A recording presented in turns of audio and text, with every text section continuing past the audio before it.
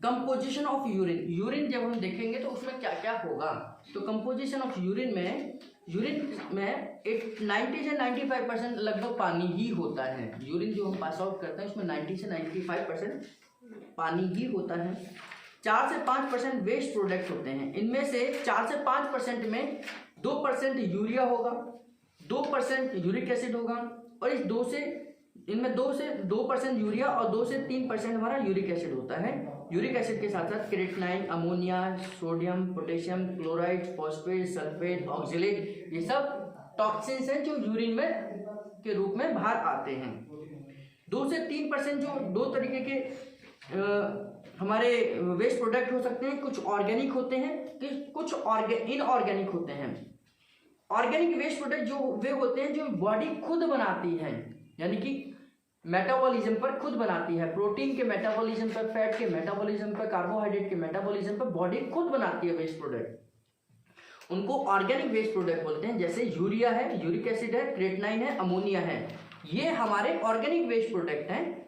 और inorganic waste product जो खाने के साथ में बाहर से आते हैं, खाने के रूप में बाहर से आते हैं, या जिनको हम स्वाद के तौर पर या मजबूरी में खाते हैं, जैसे कैल्शियम की गोली, sodium bicarbonate, urea, oxalate, phosphate, है ना, क्रिएटिनाइन, ये सब कहीं ना कहीं बाहर से आते हैं और जो हमारी बॉडी को इनऑर्गेनिक रूप में वेस्ट प्रोडक्ट के रूप में मिलते हैं। जैसे सिल्वर का फॉइल जो हम खाते हैं, उसमें काजू के ऊपर जो काजू कतली के ऊपर जो चढ़ी होती है, वो चाहकर भी हमें टेस्ट के रूप में खाते हैं, लेकिन वो कहीं ना कहीं इनऑर्गेनिक वेस्ट प्रोडक्ट है, क्योंकि बॉडी नहीं बना रही, आप बाहर से खा रहे हैं। हम जो कोल्ड ड्रिंक पीते हैं, पिज्जा खाते हैं, बर्गर खाते हैं, इस पिज्जा के अंदर या चाउमीन के अंदर एजिनोमोटर है ना, एजिनोमोटर कैंसरस है, तो हम बाहर से खा रहे हैं, स्वाद के रूप में खा रहे हैं, और हमारा इनऑर्गेनिक वेस्ट के रूप में ये अंदर जाएगा। ठीक है। एक और इसमें आता है duct of वेलनी।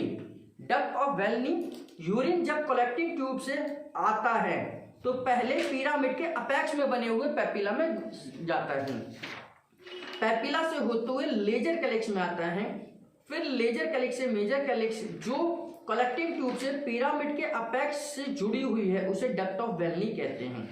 Combination of collecting tube which is and opening into the apex of renal pyramid. देखिए, कलेक्टिंग ट्यूब से आया है, कलेक्टिंग ट्यूब से कहाँ जाता है, पिरामिड के अपेक्स में जाता है, ऊपरी भाग में जाता है, वहां इसे कलेक्ट करा जाता है।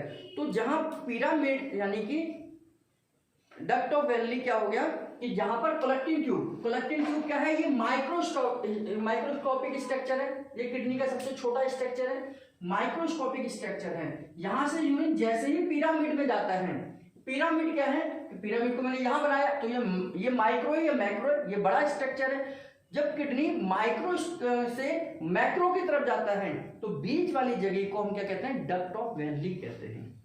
जब यूरिन छोटे स्ट्रक्चर से बड़े स्ट्रक्चर की तरफ जाता है, ये क्या है, पिरामिड तो मैंने यहाँ दिखा दिया ना, यहाँ नेफ्रॉन तो नहीं दिखा पा रहा था, तो ये क्या है, मैक्रो स्ट्रक्चर, यानी कि एक माइक्रो एक मैक्रो होता है ना, माइक्रो मतलब छोटा, मैक्रो मतलब बड़ा।